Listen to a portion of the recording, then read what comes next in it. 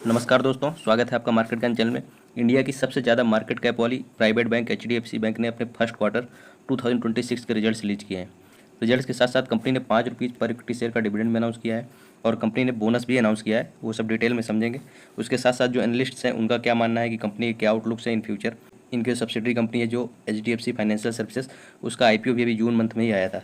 इन सब डिटेल्स को इस वीडियो में समझेंगे। तो सबसे पहले स्टार्ट करते हैं जो डिविडेंड का अमाउंट है ₹5 पर इक्विटी शेयर का। इसके लिए इन्होंने रिकॉर्ड डेट जो रखी है जुलाई 25 को। रिकॉर्ड डेट मतलब आपको जो अगर इस डिविडेंड का फ़ायदा लेना है तो इसके पहले आपके पोर्टफोलियो में एचडीएफसी बैंक का शेयर होना चाहिए और इसका जो अमाउंट है डिविडेंड का वो क्रेडिट कर दिया जाएगा अगस्त 11 तक।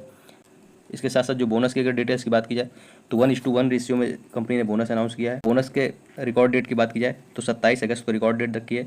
मतलब कि अगर इस बोनस का अगर आपको फ़ायदा लेना है, ये स्टॉक जो है एचडीएफसी बैंक लिमिटेड आपके पोर्टफोलियो में 27 अगस्त 2025 के पहले पहले होना चाहिए। डिविडेंड के लिए रिकॉर्ड डेट है 25 जुलाई और जो बोनस के लिए रिकॉर्ड डेट है वो 27 अगस्त। अगर कंपनी के रिजल्ट्स की बात की जाए तो डेटा करोर्स में है, क्योंकि एक बैंकिंग कंपनी है तो इसके इंटरेस्ट से जो रेवेन्यू जनरेशन होता है मेजर वही सोर्स होता है इनका रेवेन्यू जनरेशन का। तो इंटरेस्ट अर्न प्रेजेंट क्वार्टर में अगर देखा जाए कंपनी का तो 87,371 करोड़ का है। पिछले क्वार्टर में 86,779 करोड़ का था। तो क्वार्टरली बेसिस पे इंटरेस्ट अर्न जो है कंपनी का इंक्रीज हुआ है और लास्ट ईयर अगर देखा जाए तो 81,546 करोड़ का था। तो ईयरली बेसिस पे काफ़ी अच्छे मार्जिन से कंपनी का जो इंटरेस्ट अर्न है वो इंक्रीज होते हुए दिख रहा है। इसके बाद अगर इनके दूसरा जो रेवेन्यू है जो अदर इनकम, इसकी अगर बात करें तो अदर इनकम में इनका रेवेन्यू जनरेशन 45,683 करोड़ का प्रेजेंट क्वार्टर में। उसमें प्रीमियम जो इंश्योरेंस बिजनेस है उससे इनका रेवेन्यू जनरेट हुआ है 16,073 करोड़ के आसपास का। अदर जो रेवेन्यू जनरेशन है 29,609 करोड़ का। इसमें अदर में जो इन्होंने लिया है कि refer note 6 and 8, note 6 and 8 में 6 में लिखा है कि जो एचडीएफसी फाइनेंशियल सर्विसेज जिसका आईपीओ 26 जून को आया था उसमें एचडीएफसी बैंक एक पेरेंट कंपनी है, इसका स्टेक था कुछ।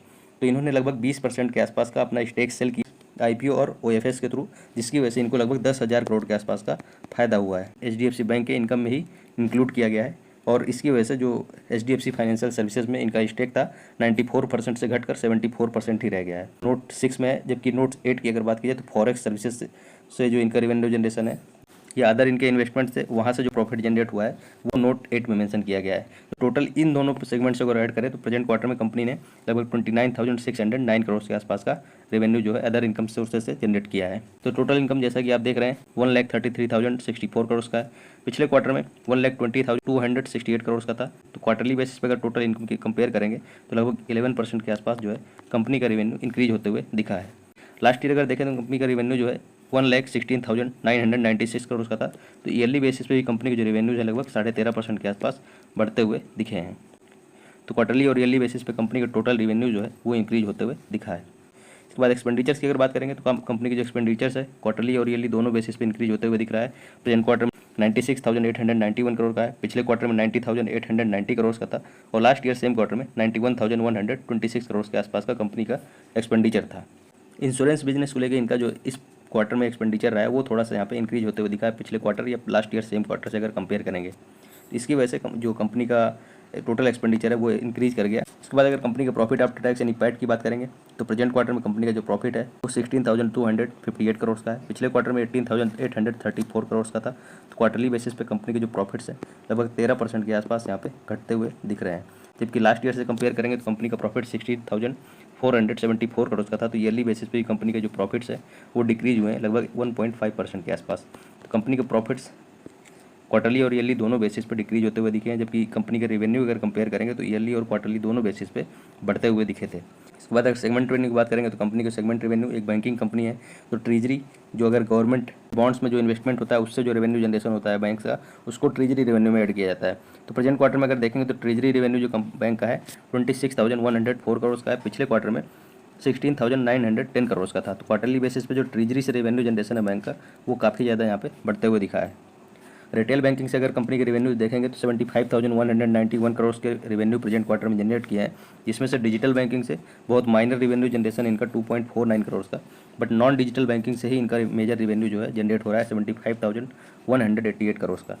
होलसेल बैंकिंग जो कॉर्पोरेट्स वगैरह आते हैं जो लोन एडवांसेस हुए हैं बैंक्स के थ्रू उससे जो रेवेन्यू जनरेशन है 44,790 करोड़ का। इंश्योरेंस बिजनेस से 31,619 करोड़ के आसपास का रेवेन्यू जनरेट किया है कंपनी ने। मेजर जो रेवेन्यू जनरेशन है इनका नॉन डिजिटल बैंकिंग से ही जनरेट हो रहा है 75,000 करोड़ के आसपास का।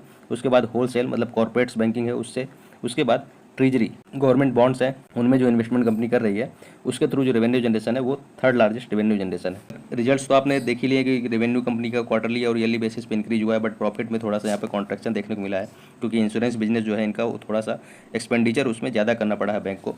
लिस्ट के अकॉर्डिंग थोड़ा सा प्रॉफिट मार्जिन्स जो है बैंक के वीक रहे हैं। इनका जो टारगेट था या ऑप्टिमिस्टिक आउटलुक दे लिस्ट्स का, उसके अकॉर्डिंग बैंक ने थोड़ा सा वीक परफॉर्म किया है।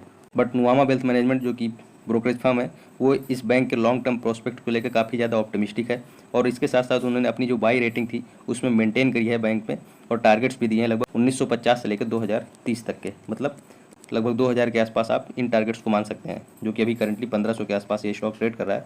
तो आपको 25% के आसपास का रिटर्न्स अभी भी ये स्टॉक बना के देख सकता है, अगर नुवामा का जो ऑप्टिमिस्टिक टारगेट्स हैं उनकी माने तो। धन्यवाद, मिलते हैं अगले वीडियो।